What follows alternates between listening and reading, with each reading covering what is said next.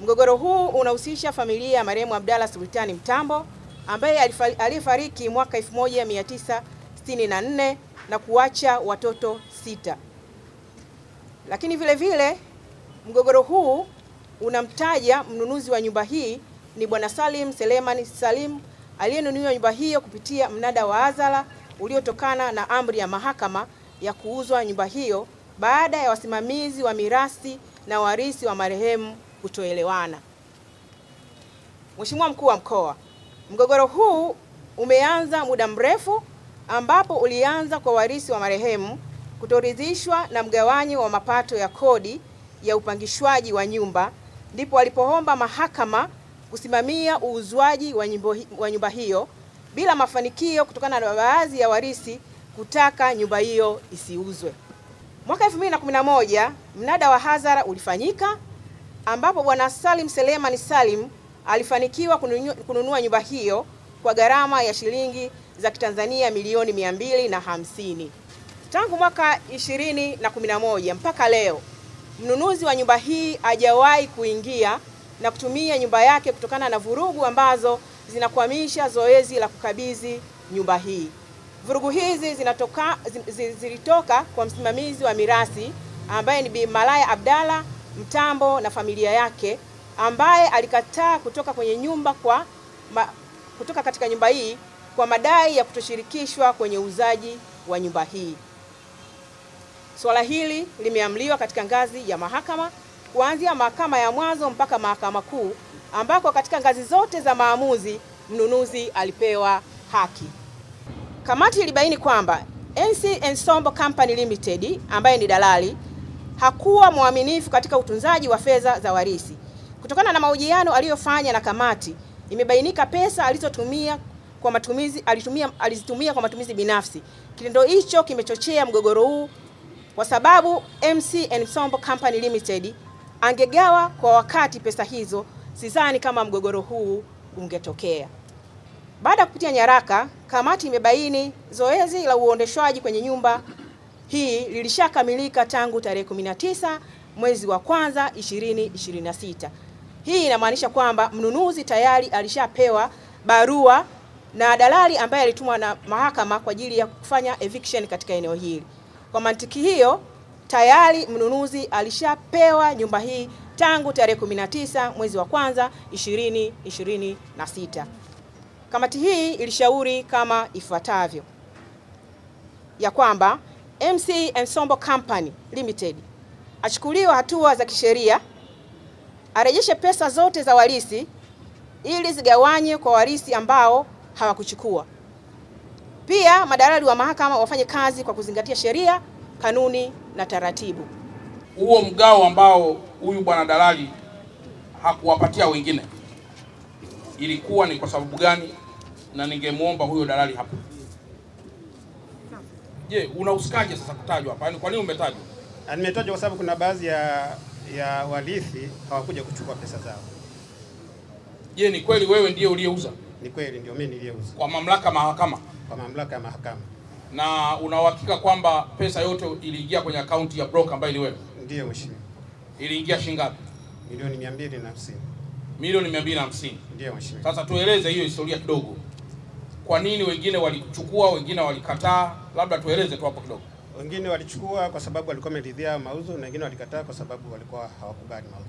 Kati ya waliochukua na ambao hawajachukua, wapi wengi katika familia hiyo? Waliochukua walikuwa ni wengi. Na pesa ambazo zilibaki kwako zilikuwa ni shilingi ngapi? Takriban kama milioni 60. Takriban kama milioni 60. Ndiyo mheshimiwa. Mwanasheria, pesa ambazo zimebaki ni kama shilingi ngapi?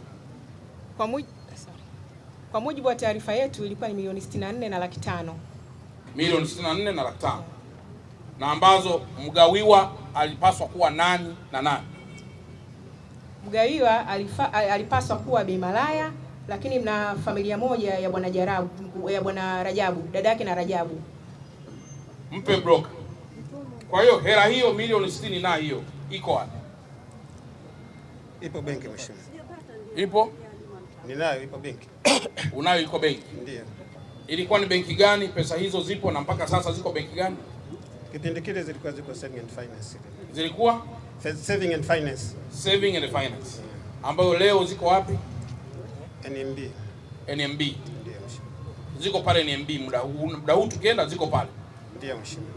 Kwa tunaongozana sasa leo ili ukatuonyeshe fedha hizo, na wanasheria watatuambia taratibu za sasa, fedha inabaki kwa broker au inakwenda kwenye akaunti ya mahakama. Kwa taratibu za sasa pesa inakwenda kwenye akaunti ya mahakama. Sasa kwa nini wewe pesa bado unayo? Kipindi kile mheshimiwa, tulikuwa tunakanazo ili kuwalipa wateja. Sasa baada ya watu kukataa wachache na wewe umeamriwa na mahakama, kwa nini ulibaki kimya bila kwenda kuripoti mahakamani kuhusu pesa ulionayo ambayo sio yako? Hapo niliteleza. Naam? Hapo niliteleza. Uliteleza kwa makusudi au uliteleza pasi makusudi? Kwa bahati mbaya. Kwa bahati mbaya. Kwa nini hujawahi kuja kuripoti kwa mkuu wa mkoa kwamba una hela za watu mpaka ulipoitwa? Kulikuwa kuna kesi ilikuwa inaendelea mahakamani. Kulikuwa kuna kesi? Ndiyo. Je, kesi inayoendelea mahakamani inasimamisha utawala wa mkoa? Hapana. Haisimamishi. Kwa mfano muda huu tumesimamisha kesi ya mahakamani? Hapana. Je, kesi inayoendelea mahakamani inahusu uuzwaji wa nyumba au inahusu shauri jingine? Ilikuwa inahusu uuzwaji wa nyumba. Inahusu uuzwaji wa nyumba? Ndio. Una uhakika inahusu uuzwaji wa nyumba? Ndio mheshimiwa. Mwanasheria, huyu bwana ndio ana kosa gani la msingi? Mheshimiwa mkuu wa mkoa, kosa la huyu bwana ni kutokuwalipa warithi halali ambao wametakiwa kwa mujibu wa sheria na kwa mujibu wa hukumu wapewe pesa zao. Sasa kamati hii na hili jalada nililolishika haina mashaka na taarifa yake,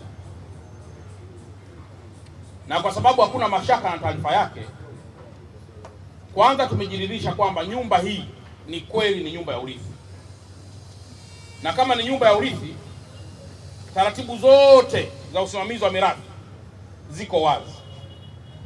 Tumejiridhisha tena kwamba mlalamikaji ambaye ametaja zaidi ya mara 5 jina la Mheshimiwa Rais ambaye ni Bi Malaya, tumejiridhisha pia kwamba nyumba hii sio ya kwake.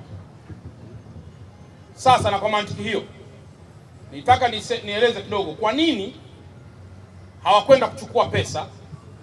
Ilikuwa ni hivi, naomba mnielewe vizuri. Baada ya familia hii kurumbana kwamba kuna watu wanachukua kodi na hawawapi wenzao, wale wachache ambao walikataa nyumba hii siuzwe ndio waliogoma kwenda kuchukua ule mgao ili wao waendelee kuchukua kodi kwenye maduka haya.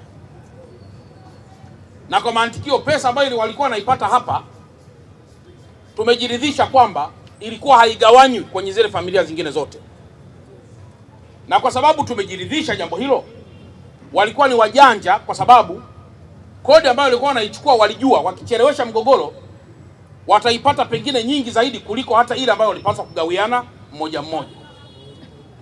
Na kwa mantiki hiyo, kwa sababu imeshathibitika kwamba nyumba hii ni ya mirathi, na kwa sababu tumejithibitishia kwamba mashauri ya mahakama ndiyo yaliyoamua, na kwa sababu tumejithibitishia kwamba transaction zote pale ardhi zilizofanywa kutoka kuhamisha umiliki kwenda kwa aliyenunua, tumejiridhisha kwa bila mashaka. Mimi mkuu wa mkoa hapa nimekuja kufafanua na kusimamia kwamba leo tarehe ngapi? Leo tarehe 17 ya mwezi wa pili 2026, mimi mkuu wa mkoa nikiwa na mkuu wa wilaya wa Ilala, mkurugenzi wa Ilala, wanasheria na wananchi, tumejiridhisha kwamba Bi Malaya hana haki hapa peke yake. Na kama tumejiridhisha hivyo, kwa sababu pia sio nyumba yake na kwa sababu migao imeshafanyika, tunafanya maamuzi yafuatayo. La kwanza, watoto na wajukuu wa Bi Malaya ndio ambao wamepiga hii danadana kwa muda mrefu kwa faida yao. Hakuna faida mtu mwingine. Na natumia uwanja huu wa hapa Kariakoo kuonya sana tabia hii ambayo mwisho wa siku mnakuja kumuingiza kwenye hatia huyu bibi wa miaka mingi kwa sababu ya ulafi na uroho wa mali za urithi. Unapokuwa umerithi mali, wewe kama msimamizi, haimaanishi ile mali ndio ya kwako. Mpo wengi, msikilizane, mgawane. Mkiona inashindikana, ndio maana mahakama imeuza. Sasa mkiwa mnaletana ubishi, wakati wewe mwenyewe una uhakika kwamba ukuijenga wewe nyumba hiyo, unakuwa ni ukorofi wa hadharani. Nyumba hii imejengwa na mzee Mtambo miaka hiyo. Hawa watoto wote wamepata migao yao, na bahati mbaya watoto waliofariki wajukuu wamepata hiyo migao. Na hapa tuliuliza hapa mara mbili, na kwa mantiki hiyo sasa, kwa kuwa sitamani migogoro na kwa kuwa sitamani uongo, yule aliyenunua yuko wapi? Hati unayo? Hati unayo? Vizuri kabisa. Hati alionayo huyu mmejiridhisha nayo? Mheshimiwa Mkuu wa Mkoa, mtu wa ardhi yuko wapi? Njoo hapa mtu wa ardhi. Shika mic mtu wa ardhi. Mheshimiwa Mkuu wa Mkoa, baada ya taratibu zote kufanyika za mauzo ya nyumba kwa njia ya mnada, ndugu Saleh Salim alifanya taratibu za kumilikishwa kwa njia ya transmission by operation of law. Salim Selemani alifanya taratibu za kumilikishwa kwa njia ya operation by operation of law, transmission by operation of law, ambapo alipatiwa hati. Kwa hiyo hakuna mashaka na masuala ya hati. Ndiyo Mheshimiwa Mkuu wa Mkoa. Kwa mantiki hiyo, tunapozungumza muda huu, nyumba hii ni mali ya nani? Kwa mujibu wa taarifa za usajili wa hati, ni mali ya mnunuzi ndugu Saleh Salim. Ni mali ya mnunuzi tangu lini? Mheshimiwa Mkuu wa Mkoa, hati hii ilipata usajili wake mwaka 2011 tarehe 2 mwezi wa 6. Tarehe 2 ya mwezi wa 6 mwaka 2011. Haya, sasa bwana mnunuzi, anza kupafanyia kazi hapa. Sawa sawa? Anza kupafanyia kazi. OCD, sitaki kusikia migogoro tena. Huyu bwana aanze kufanyia kazi. Nafahamu mimi kama mkuu wa mkoa, wakati fulani sheria ikimwegemea huyu ambaye anaitwa labda na hela, tafsiri yake inaweza kawa ni nyingi sana. Lakini kama nilivyosema, mimi kama mkuu wa mkoa wa Dar es Salaam na ndugu yangu mkuu wa wilaya wa Ilala, hakuna mtu anayeweza kutununua sisi na utu wetu. Hayupo. Hakuna mtu anayeweza kununua utu wetu sisi.